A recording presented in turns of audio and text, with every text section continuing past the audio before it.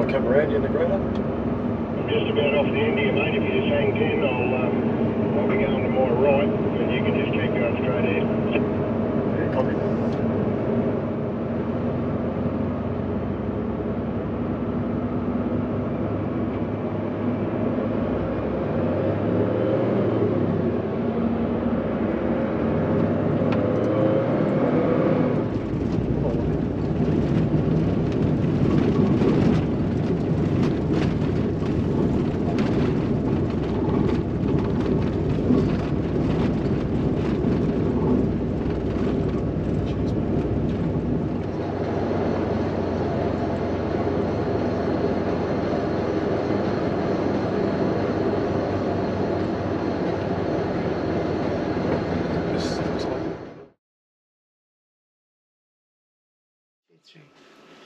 Good morning and welcome back to the channel. Today's Sunday the 4th of June.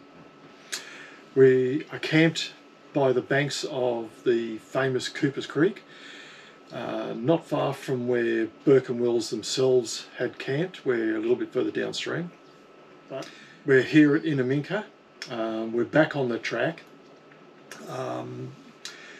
We will show you around where they have camped, the famous dig tree. So we're still heading north. We will meet up with the track and we'll crisscross it once or twice on our way to Birdsville. But that's approximately 450 kilometres from here. So we won't get there today. We're not going to try. We'll take 2 days to get up there and just taking it steady. Just a few interesting things with Burke and Wills, just even in this area here. They came through here and camped here on the 17th of December 1860. Yesterday, now we're in winter, the daytime temperature reached 31. So when they were travelling through here, it was oppressive. The average temperatures ranged roughly between 38 to about 43, even 45 degrees C. Wills took a temperature recording there at one of the camps. It was 38 degrees ambient temperature. The ground temperature was 60 plus. Well, we'll take you for a bit of a walk around, show you the Cooper's Creek. Now we're camped just a little bit down from where they had camped on their Camp 65. Camp 63 was their first depot camp, and Bray named it the Rat's Hole. They got driven out of the camp by rats, an infestation of rats. They moved downstream to Camp 64 and eventually approximately 35 kilometres downstream from Camp 63, they set up Camp 65, which became their depot camp, right near the dig tree, which we'll take you around to in a little while. I thought I'd update our position on the map to show where we had left there when we were at Silverton. Heading north, we took a slight detour out to Muttawinji National Park, and then from there made our way up to Cameron's Corner, and then from Cameron's Corner to Innamincka. So on the map, we were here in Silverton in New South Wales. So from Silverton, so we made our way back into Broken Hill. We headed east back along the highway, approximately 75 kilometres along the highway.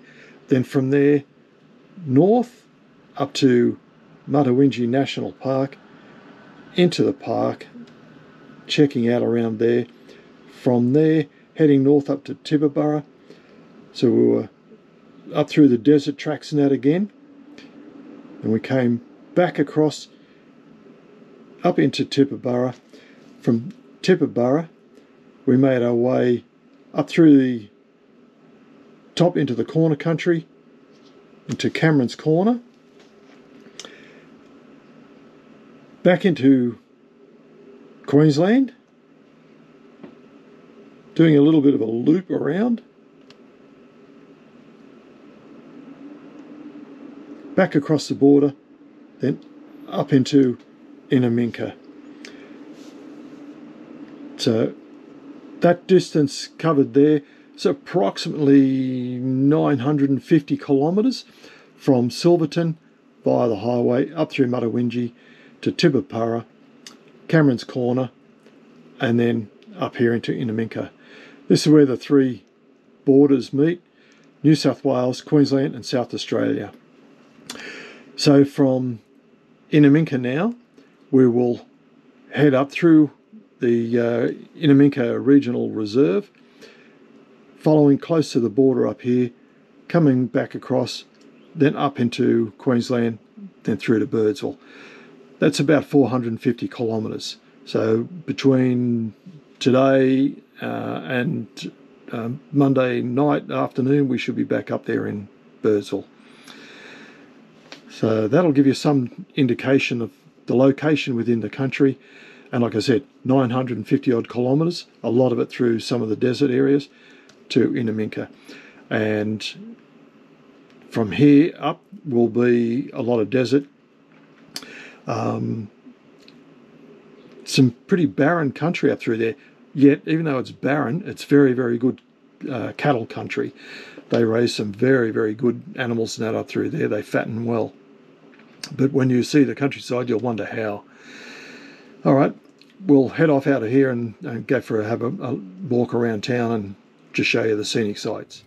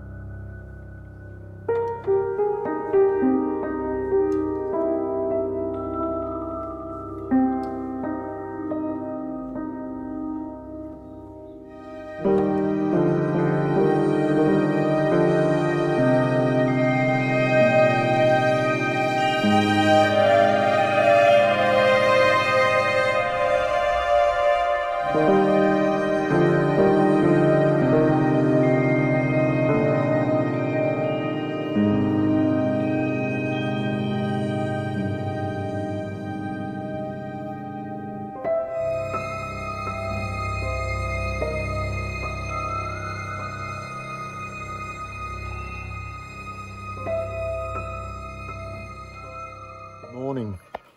We've made it here to the dig tree. The dig tree is Camp 65, as I said once before. They set up an initial depot camp at Camp 63, only to find they were inundated by plague rats. Moved downstream Camp 64 and then finally set up depot Camp 65. Okay. The story behind the dig tree had started from the team that were looking after the camp here, which was managed by or run by Bray. They were ordered or instructed to stay at the camp for 3 months, waiting for Burke and Wills to return from the Gulf. They waited here just on 4 months. So they blazed the word dig onto the tree and they buried supplies at the bottom of the tree there in a camel trunk. Burke and Wills returned. They did dig up that trunk and they were able to get what little supplies that was there for them. What we'll do is we'll go on to following the trail up north. Then once we reach the Gulf, we can then go on to what happened after that, rather than try and confuse the issue with what was happening in their return journey. So we'll have a look around here. There's a couple of trees blazoned. One of the things that surprised me is these trees here, we'll point them out, are up to 250 years of age, approximately 250 plus years old.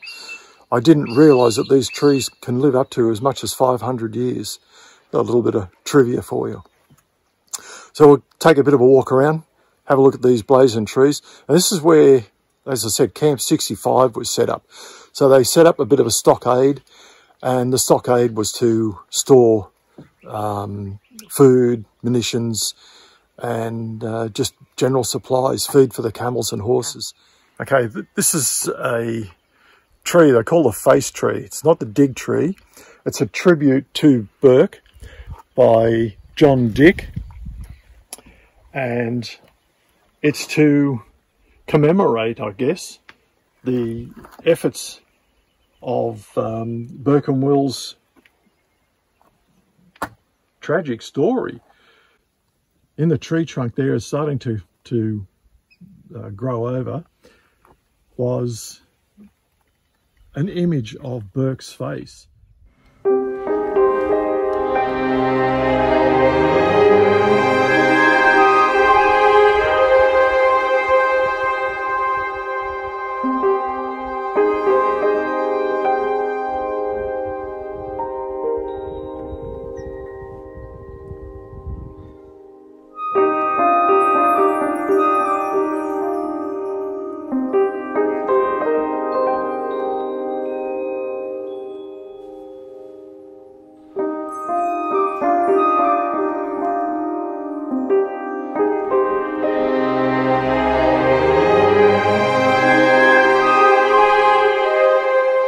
Yesterday afternoon on our drive out to here, we decided to take the Dig Tree loop road. We didn't expect it to be one as long, or I'll say rough. It wasn't so much rough. There was a lot of washouts along the track that slowed our progress down considerably. It took us about 4 hours thereabouts to get out to here. But that wasn't the issue. We could see this storm going across, and we knew that if we got caught out there, well, we're there for the night. And as it turned out, we were here late in the afternoon. We had a monumental storm last night and lots of rain. The ground now is quite sodden, and it becomes extremely slippery. So it makes it difficult to travel. The wheels just pick up large amounts of mud, turn the wheels into slicks, and you don't go anywhere very quickly. So we may have to stay here for a while just because of the way the ground will be. But it was interesting, Will's observations and weather information gathering. He noted that he came across storms that would circle in an anti-clockwise direction. Well, I didn't get to see last night just how it was running, but it certainly appeared to be in an anti-clockwise direction. The storm came around and passed us 3 or 4 times. The lightning that would disappear off into the distance and then come back around and do another loop. 3 or 4 passes of that, and each time it dumped bucket loads of water. So it's good for the land. The land really loves it. Just makes travel very difficult. We'll show you around when you have a look back over at the Coopers River. There's 2 colours of the water. One is the fresh water coming down out of the little rivulets, and the one is the actual water that's normally in the Coopers Creek, which is like a milk coffee colour. So we'll see if we can pick that up with the camera to give you an indication as to just what the water's like. So we'll have a wander around here ourselves and try and work out whether or not we're able to drive out of here today. Cheers for now.